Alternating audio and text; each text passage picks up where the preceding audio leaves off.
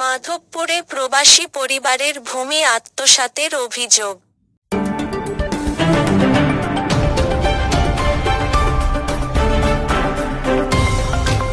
হবিগঞ্জের মাধবপুরে এক নিরীহ প্রবাসী পরিবারের ওয়ারিশন সম্পত্তি আত্মসাতের অভিযোগ পাওয়া গেছে। ভুক্তভোগী ওই মহিলার নাম মাসকুদা বেগম, তার স্বামী মোহাম্মদ শাহ জামাল, বাড়ি মাধবপুর উপজেলার বাঘাছড়া ইউপির কালীনগর।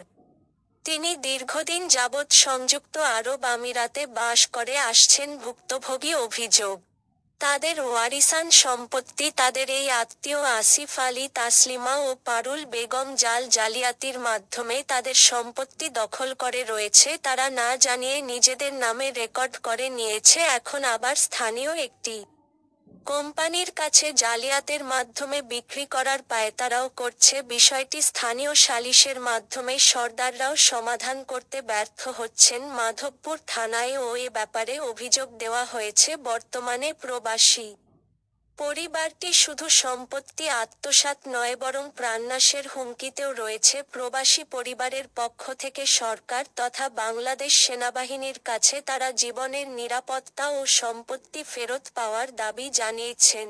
জি, তখন আমি মাধবপুর থানা অভিযোগ করছি, একটা করে দুইটা করার পরে তারা এখানে তদন্ত করে দেখছে।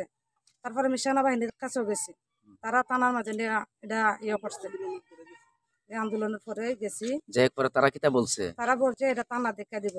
থানার কাছে তারা এই আদেশ দিছে। এই পর্যন্ত 2 দিন 3 দিন থানা আইছে বা অবজারভেশন করছে। তারা আজকে কিটা ফয়সালা দিয়ে গেল থানায়? ওর মধ্যে বিচার হয়ে গেছে ফাঁকো। আচ্ছা আচ্ছা, 3টা বিচার হয়েছে। আমার 3টা বিচারের মধ্যে তারা বলছে মানে তারা বিচার মানে না। তখন বলছে মানে অন্য গ্রাম থেকে মেম্বার আনবো, তারপরে আলাই মানুষ আনবো। তখন উচাইলে সুরজ আলী মেম্বার, তারপরে বর্তমান মেম্বার একজন মরি, শাহপুরে উসমান মেম্বার, কালীনগর 5 নং ওয়ার্ডের কাউসার মেম্বার, তারপরে আমাদের গ্রামের জাহাঙ্গীর সর্দার, ফারুক সর্দার, তারপরে রমজান আলী, এলাকার মান্যগণ্য ব্যক্তিদের সামনে একটা বিচারে দায়িত্ব করা হয়েছে। মানে সব সম্পদ সেরা হিসাব করে আমার স্বামী 46 শতক জায়গা পাইছে। তখন বিচারের মাধ্যমে আসিফ আলী, পারুল, আকলিমা, তাসলিমা তারা নিজের স্বীকারোক্তি একটা জায়গা দিব। তখন জায়গা দেওয়া হয়তো লিঙ্ক থেকে উঠতে গিয়া 3 দিন পরে যখন তারা কাছে গেছে, তারা না জায়গা দিতাম না। পরবর্তীতে আমরা বিচার সালিশটা সে না মেনে তারা বলছে যে আমরা জায়গা দিতাম না।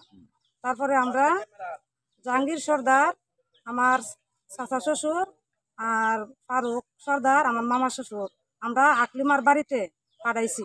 তারা পাঠানোর পরে আকলিমা বলছে এটা দিব না, আমরা আদালত থেকে দেখে নিতাম। আদালতে যাইতে গিয়া তারা এই পাখো বাদশা গ্রুপের কাছে জায়গা বিক্রি করার একটা ষড়যন্ত্র করে। তখন আমি থানাতে যাইয়া অভিযোগ দিই। অভিযোগ দেওয়ার পরে আমি আবার সেনাবাহিনীর কাছে যাই।